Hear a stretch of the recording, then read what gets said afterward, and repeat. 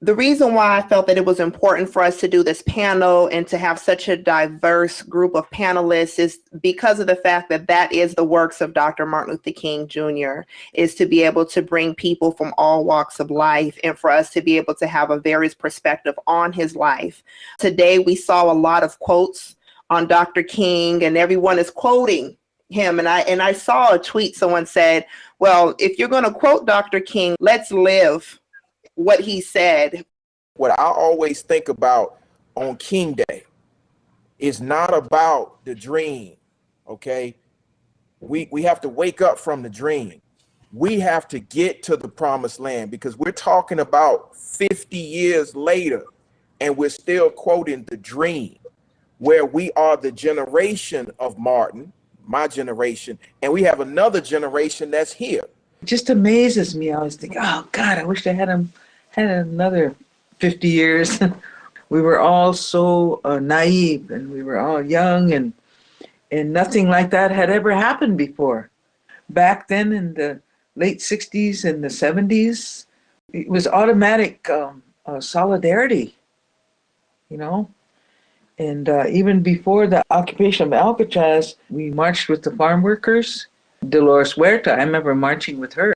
You know, we were just two average women, you know, we were young and we were in it, you know. And I remember when the Black Panthers started the breakfast programs, we helped each other out, basically, you know, because again, it was everybody was kind of like starting out of the gate at the same time, you know, the strength in numbers. So it was just kind of like almost automatic that people of color pulled together. When I look back, one of my mentors slash heroes, his name is Hank Adams. He just passed December of 2020. He worked hand in hand with another indigenous man by the name of Uncle Billy Frank, member of the Nisqually tribe up here in Washington State. And they effectively started the treaty rights movement. They started the treaty rights movement by refusing to allow the State Department of Wildlife to kick them off their treaty and an ancestral inherent right to fish, as they have for tens of thousands of years, as their folks have done for tens of thousands of years. And 2 weeks before Dr. Martin Luther King was tragically assassinated, Hank Adams sat with Dr. Martin Luther King, and they were talking about integrating these different conversations. And I think about how prescient and prophetic Dr. Martin Luther King was to bring other communities into this struggle. I do believe in the big tent, and I believe that my issues are your issues and your issues are my issues. So when we have issues that are going on with our indigenous brothers and sisters, and our brothers and sisters that love a little differently, and of course our brothers and sisters that are having issues because of what's happening at the border, I think all of those issues are intersectional. And from my mentor, John Lewis, who was at all of those protests, or my other mentor, C.T. Vivian, who always called us to remember that we all must join together and we must succeed because we live in a world house. So the speech always calls me into the fact that we're in a world house, that Black people have been on the front lines since we were brought here, since 1619, and we will not give up. We will always include everyone else in the struggle and assist them in the struggle, but we must always focus on the fact that all it takes for evil to conquer is for good people to do nothing. After what happened with George Floyd and others, you know, all of that, I was watching that and I was thinking, all right, what's really going on here for everybody nationwide? Look behind the scene. Who's in charge? So I think the most important fight today is the voting. And once we get by this, the next generation, they'll be fighting that too. Because those racists and the powers that be are not going to give up, because they are still in control and they still control the systems. We know that the people in power are labeling what's a crime, right? And what hood you're in, right? Or again, creating activities that us brown people, Asian people are a part of and making those illegal, right? So there's just a collective understanding and a big shift for us to really be at the intersections, right? Be at the intersections, talking about our identities. And I think I always honor the voting rights movement because that's where I got politicized. That's where I started to inform myself of what kind of organizer I want to be, what kind of storyteller I want to be, what side I want to be on, who I want to defend. So I'm here for all criminalized people, understanding that we have, again, a lot of experiences that move us, that shape us, and we're here for all of us or none.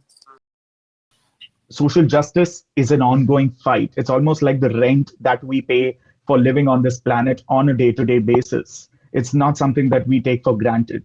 And what I also love from, I've heard and read multiple of MLK's speeches and books and all, but what is the underlying fact is the unity in the fight. United in this purpose and united in addressing the social injustice and not losing sight of the larger systemic and institutional problems that we are all facing at varying degrees, of course, but that all of us face. Are we fulfilling a dream? The answer is no, because we are still having the same conversation about defeating white supremacy.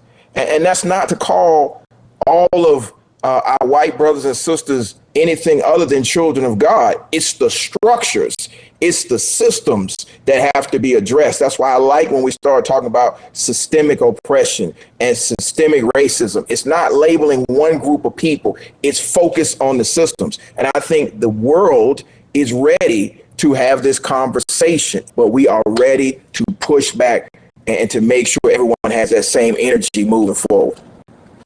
And that's largely how civil rights movements have gone. We've seen that same trajectory and momentum of Black civil rights leadership willing to extend that movement and momentum to other communities.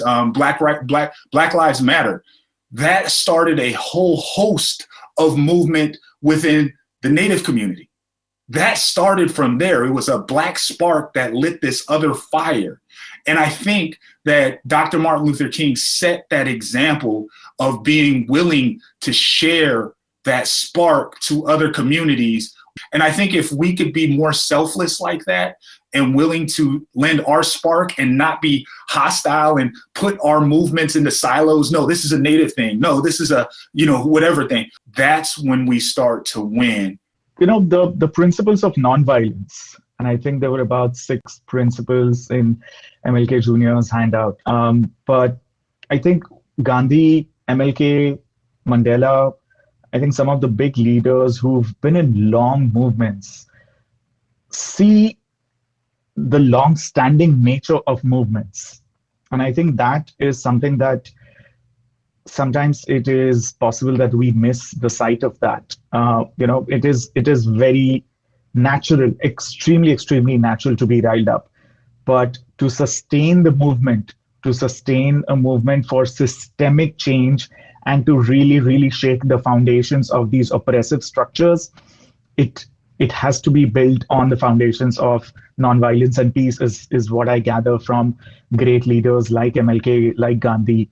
And nonviolence in action, nonviolence in thought, nonviolence in the spoken word. I know it is easier said than done, and this is something that is an ongoing struggle on a day-to-day basis in the works that we do, because the people who we are speaking with or standing up against have no semblance of nonviolence in them. But that, to me, is what necessitates it even more, peace and nonviolence. I don't think it behooves us ever to slay Goliath to become Goliath. And so I think that we have to keep those tenets of nonviolence. We have to keep those tenets of being the bigger person and trying to, again, always willing to defend ourselves, but not looking for the smoke. And I think that that's how we win over the course of time, by passing these stories, by passing these values, by passing these morals to our children and saying, this is now your obligation. You have to consistently contend and be the bigger person. Show by example the way that Dr. Martin Luther King did.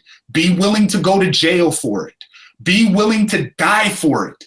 But more importantly, be willing to live for it every single day in those small incremental battles that we have every single day in the schools, in courthouses, in medical facilities, and for voting rights, all of those things. We have to be willing to set that example consistently. It's not temporary. It's an ongoing struggle. The strength that you had to have and what you believe for the long haul. That's what's helped me all these years, and I'm grateful for that. So the question, are we fulfilling the dream? I think that listening to all of your answers is that we still have work to do. And one thing that Dr. Martin Luther King is that he was not just a dreamer. He was a person that was putting the dreams into actions. And that a lot of times, a lot of people, the way that they have given us his history and in his works is that he was just dreaming of a very peaceful land. But no, he put in a lot of work and he died for it as well. And so we want to continue the works of Dr. Martin Luther King, not just today, but every day. We want to continue to unite people. Coalition bill, Jossie talked about that a lot today. Alejandra, all of us talked about that, about us coming together, because that is our unity. We have to tell our stories, we have to document, and we have to continue to work. And that is the legacy of Dr. Martin Luther King Jr. So do not be discouraged. Like Madonna said, this is the long haul, and we got to keep working. So we got work to do. Thank you all. Continue to support Indigenous Peoples Movement, Lakota Laws Project, and Warrior Woman Film. And thank you to Alejandra, Jossie, Ankush, Madonna, Gerald Griggs. You all follow them. They're all doing amazing, amazing work. And Doksha, Matakiasi, we're all related.